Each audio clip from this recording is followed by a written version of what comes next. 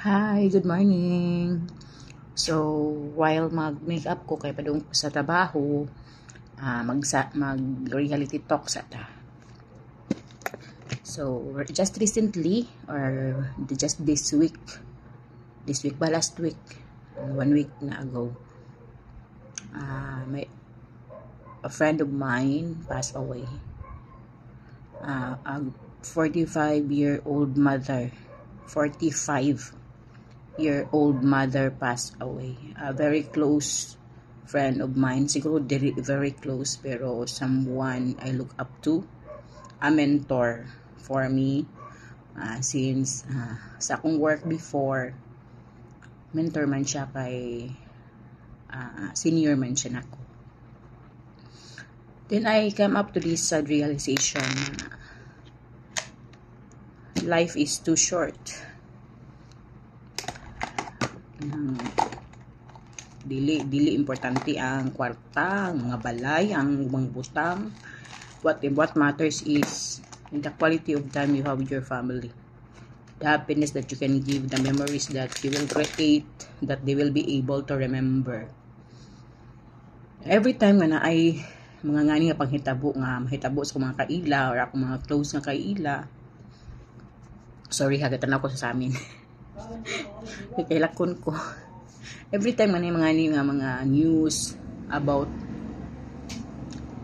sa akong mga kaila, maka-feel ko depressed. Ma-depress ko every time since I'm working nga layo sa family bitaw. Though weekly man ko nakauli. But makaunahan ako ba, what if ako? Kinsa man mupukaw na ako, diba? Kung di ko kamata, mutuskig dagalit, my God. Mutuskig dagalit. Manamin ko sa makatanaw ko ba, I look up sa ahay nga, is this worth it? Worth it ba yun nga ibay to ang time sa family just to work? Kada kong sakripisyo sa mga OFW na di ko ka-imagine yun nga everyday trabaho. Kung unsay mahitabo nimo masakit ka, ikaw lang. Kung ma-depress ang galing ko, weekly ko nagauli. How come? How about sila? Unsa na lang ka? Masuya man ko silang kinabuhi, no? Kay lami ilang kwarta, daghan silang kwarta. Muli sila, ilang mga anak, lami mga ipang-eskwelahan. Pero di man ako kayahon lang kinabuhi, eh. Ilang mga sakripisyo. Ay, nako. Mura na siya, uy. Nang usahay, magunahon ako ba nga.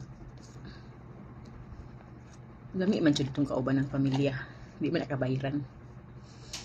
Masuya ko nga.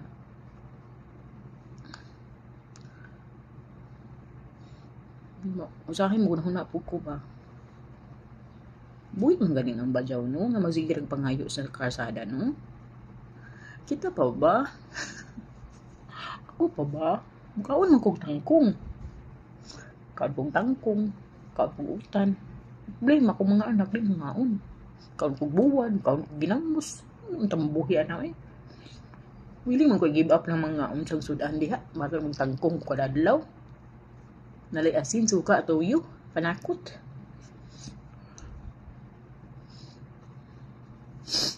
Ito na ko yung mga face ngayon ani nga once na ay mawa bitaw nga mga suod, nadyo ko yung ani nga face nga di masabot. Ma-depress jud ko, grabe jud akong depression nga mudagan jud na siya mbot. Dugay ko maka-cope up para ko kanang familia gyud. Sakitan ko nga every time ako mag-uul nga. Hay, kamo ba pod nga na? Or ako lang. Pilingon ra ko. Kaya tayo mahimo na magdugang ratag istorya po hunog na nako daghang panahon. Good day everyone, good morning sa tanan kinsa pa inadiha mautong tagnong sige lang na reality man, wala problema nang mautong na. Importante buhi. Ang importante buhi. Kanang usuwaw tungo na sa amin. Materi-eyed ko magstorya ni mga mga loss of friends. Kalit na lamag. Ako stalker mo ko sa Facebook sa mga friends. Di man ko kusog mo communicate. Tan-awr mo ko sila mga post sa Facebook. Halo, uwi kalami sa ilang kinabuhi. Larang good. Malipay man. Tadi man ko ingakuan. Man ko magampong madaot sila. Malipay man ko. Stalker mo ko sa mga kinabuhi sa mga kaila. Tanaw ko, uy, kunindot naman nagwapa naman. Siya ako lagi pa nagwapa. Ana ba pud mo? Paghaka nung ako pa man ko nagwapa kay wala man kay kwarta girl. Pagwapa man nang nay kwarta. Sige ra man kag panagbaho wa man ka nakakwarta. Sorry naman oy. Nya na lang uwa di trabaho. Sa mo ka way kwarta.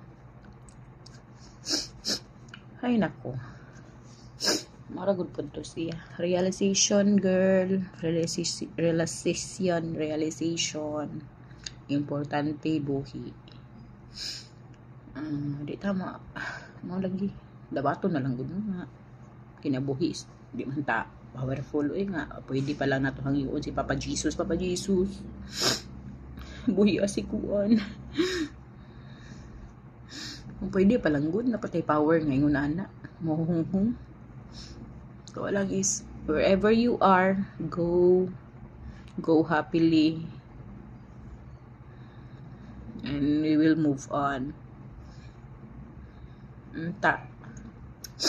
Nakasahay makapastorya ko, 45 years old, you've been working all your life, nagtrabaho ka, pag magswela, nagtrabaho ka, di namatay ka while working. Oh my God. Diba?